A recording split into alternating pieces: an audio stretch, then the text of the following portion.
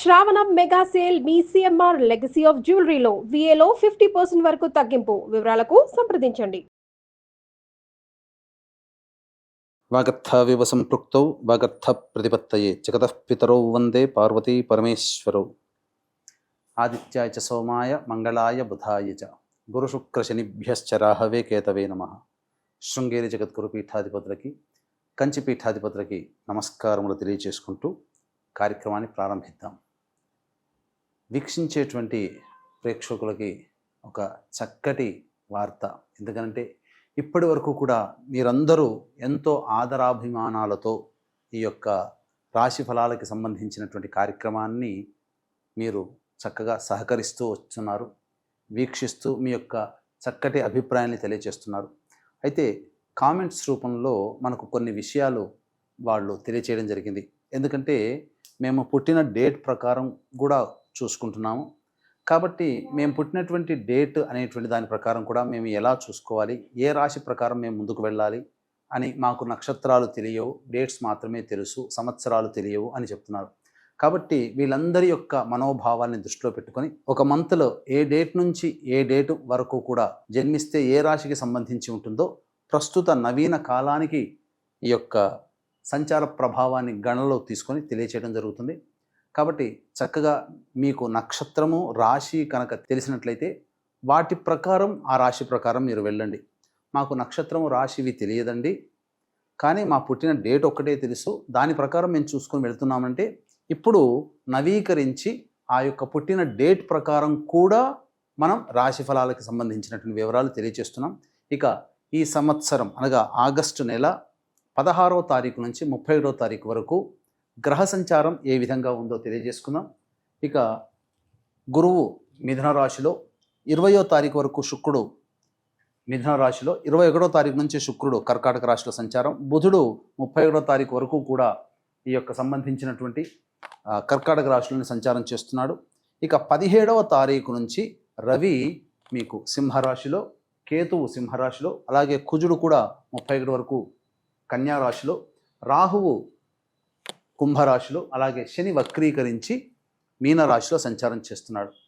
కాబట్టి ఇక ఆలస్యం చేయకుండా 12 రాశుల వారికి సంబంధించినటువంటి ఫలితాల గురించి మనం క్లుప్తంగా, అంటే ఏ ఏ రోజుల్లో ఎలా ఉండబోతుంది, ఆదాయ వ్యయాలు, మంచి చెడు, మానసిక సంతోషము, ఆందోళన, ఇలాంటి వివరాలు మరియు గ్రహ సంచారాలు అనగా గ్రహాలు మారినటువంటి కారణం చేత ఎటువంటి యోగాలు అవయోగాలు కలుగుతాయనే విషయాల గురించి క్లుప్తంగా తెలియజేసుకునే ప్రయత్నం చేద్దాం. 16 ఆగస్టు నుంచి 31 ఆగస్టు వరకు మిథున రాశిలో జన్మించినటువంటి వారికి ఎలా ఉండబోతుంది, అలాగే జూన్ 21వ తారీఖు నుంచి జూలై 20వ తారీఖు మధ్యలో పుట్టినటువంటి వాళ్ళందరూ కూడా మిథున రాశిలోకి వర్తిస్తారు, మిథున రాశి వారికి చెందిన వారిగా చెబుతారు. కాబట్టి ఈ మధ్యలో పుట్టినటువంటి వాళ్ళకు కూడా ఏ విధంగా ఉండబోతుంది అనేటువంటి విషయం గురించి మనం క్లుప్తంగా తెలుసుకునే ప్రయత్నం చేద్దాం. ఇక రాశిలోనే గురువు శుక్రుని యొక్క సంచార ప్రభావం, ఈ 2 శుభగ్రహాలు రాశిలో ఉన్నటువంటి కారణం చేత అనుకూలమైనటువంటి జీవితాన్ని గడుపుతారు. మీ యొక్క మనోరథం ఈ యొక్క నెలలో నెరవేరబోతుంది.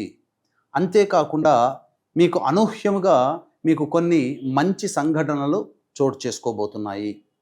కాబట్టి అంది వచ్చినటువంటి అవకాశాన్ని వినియోగించుకోండి.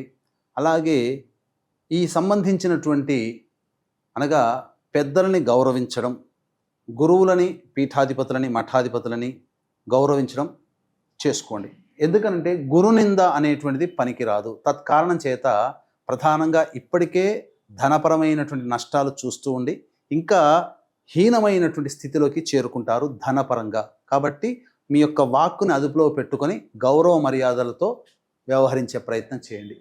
ఇక 21వ తారీఖు నుంచి శుక్రుడు సంచారం చేస్తున్నటువంటి కారణం చేత కుటుంబంలో గృహోపకరణాలు కొనుగోలు చేస్తారు, విలువైన వస్తువులు, ఆభరణాలు కొనుగోలు చేస్తారని చెప్పవచ్చు. బుధుడు కూడా అనుకూలంగా ఉన్నటువంటి కారణం చేత వ్యాపార లావాదేవీలు జరిపినప్పుడు ఆశించిన దానికంటే ఎక్కువగా ధన లాభం అనేటువంటిది కలుగుతుంది. కుటుంబ పరంగా సౌఖ్యము కలుగుతుంది. అన్ని విధాలుగా చక్కగా విందులు వినోదాల్లో కుటుంబ సభ్యులతో పాల్గొంటారు. మరీ ముఖ్యంగా గమనించుకున్నట్లయితే ఎన్నాళ్ళ నుంచో ఎదురు చూస్తున్నటువంటి రాని బాకీలు కూడా వసూలు అవుతాయని చెప్పవచ్చు. ఇక ఈ యొక్క మిథున రాశిలో జన్మించినటువంటి వారికి 17వ తారీఖు నుంచి సంపూర్ణముగా యోగంగా ఉంటుంది. వృత్తి వ్యాపారాల్లో అభివృద్ధి ఉంటుంది. ఉద్యోగం కోసం ఎదురు చూసేటువంటి వ్యక్తులకి చక్కగా మార్పు అనేటువంటిది ఉంటుంది. ఈ యొక్క నెలలో ఏదైనా కానీ వేరే ఉద్యోగంలో మారాలి, వేరే కంపెనీకి మారాలి అనుకునేటువంటి వాళ్ళకి మంచి సదవకాశంగా చెప్పవచ్చు. నిరుద్యోగస్తులు చక్కగా శుభవార్త వింటారు, మంచి ఉద్యోగం లభించి తీరుతుంది. ఇక కుజుని యొక్క ప్రభావమే కాస్త ఇబ్బందికర పరిస్థితులు. చేస్తున్నటువంటి వృత్తి ఉద్యోగ వ్యాపారాల్లో ఈ కుజుడు అర్ధాష్టమ కుజ ప్రభావం చేత కొంత ఆందోళనతో కూడుకున్నటువంటి, అవమానాలతో కూడుకున్నటువంటి ఇబ్బందులు మీరు ఎదుర్కోక తప్పదు. ఇక నవమ రాహువు ప్రభావము సాధారణమైనటువంటి ఫలితాలు అనేటువంటివి ఉంటాయి. ఇక శని వక్రీకరించి దశమ స్థానంలో ఉన్నటువంటి కారణం చేత శుభ అశుభ మిశ్రమ ఫలితాలు ఈ యొక్క శనిగ్రహ సంచార ప్రభావంలో కలుగుతాయి. విశేషించి ఈ యొక్క మిథున రాశిలో జన్మించినటువంటి విద్యార్థులు బాగా కష్టపడితే తప్ప మంచి ఫలితాలను పొందలేరు. అడ్డంకులు అనేటువంటివి ఉంటాయి. కానీ విద్యాస్థానాధిపతి శుభగ్రహంలో ఉండడం వల్ల చక్కగా విదేశీ యానము, విదేశీ విద్యకి అనుకూలంగా ఉండేటువంటి అవకాశము గోచరమవుతుంది. ఈ యొక్క రాశిలో జన్మించినటువంటి యువతి యువకులకి వివాహ సంబంధాలు నిశ్చయమయ్యే అవకాశం ఉంటుంది. కాబట్టి ప్రయత్నాలు చేయండి, మంచి సంబంధాలు కుదురుతాయి. అలాగే ఈ యొక్క రాశిలో జన్మించినటువంటి సంతానాన్ని గురించి ఎదురు చూసేటువంటి వ్యక్తులకి ఇది చాలా శుభకరమైనటువంటి సమయం. సంతానవంతులు అవుతారు. ఆల్రెడీ గర్భము ధరించినటువంటి మహిళలకి చక్కటి సత్సంతాన వార్త వింటారు అని చెప్పొచ్చు. ఏ తర్వాత చెప్పొచ్చేది ఏమిటంటే అధికమైనటువంటి శుభ ఫలితాలు. ఒక కుజగ్రహ ప్రభావం అనుకూలంగా లేదు, కానీ మిగతా అన్ని గ్రహాల ప్రభావం అనుకూలంగా ఉన్నటువంటి కారణం చేత మీరు అనుకున్న దాంట్లో ముందుకు దూసుకుపోతారని చెప్పడంలో సందేహం లేదు. ఇక ప్రధానంగా చూసుకున్నట్లయితే ఈ రాశిలో జన్మించినటువంటి మహిళలకి కోల్పోయిన చోటనే మళ్ళీ తిరిగి గౌరవ మర్యాదలు పొందగలుగుతారు. అలాగే మీరు ఏ ఉద్దేశంతోనైతే మీరు సంకల్పం చేసుకుంటారో ఆ సంకల్పం నెరవేర్చుకునే దిశగా మీకు అడుగులు ముందుకు పడతాయి. మీ కుటుంబ సభ్యులు మిమ్మల్ని ఆదరాభిమానాలతో ముంచెత్తుతారు. అలాగే బయట మంచి చక్కటి గౌరవం లభిస్తుంది. రాని బాకీలు వసూలవుతాయి. చక్కగా బాధ్యతలను నిర్వర్తించుకోగలుగుతారు. గతంలో కంటే ఈ యొక్క ఆగస్టు మాసం అంతా కూడాను ఆనందంగా జీవించడానికి మార్గాలు ఏర్పడతాయని చెప్పవచ్చు. అన్ని విధాలుగా నూతన వ్యక్తుల పరిచయము, అలాగే మీరు చేసేటువంటి చిన్న చిన్న వ్యాపారాల్లో మీకు అభివృద్ధి అనేటువంటిది ఉంటుంది.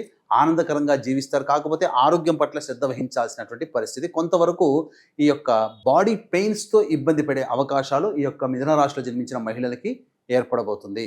ఇక 16 తారీఖు నుంచి 31వ తారీఖు వరకు ఏ విధంగా ఉండబోతుంది, మంచి చెడు, ఆదాయము, వ్యయము అనేటువంటి విషయాల గురించి తెలుసుకుందాం. వీక్షించేటువంటి ప్రేక్షకులకు కూడా గమనిక. శ్రావణ అమావాస్య ఈ 22వ తారీఖు, అనగా 23 కూడా అమావాస్య ఉంది.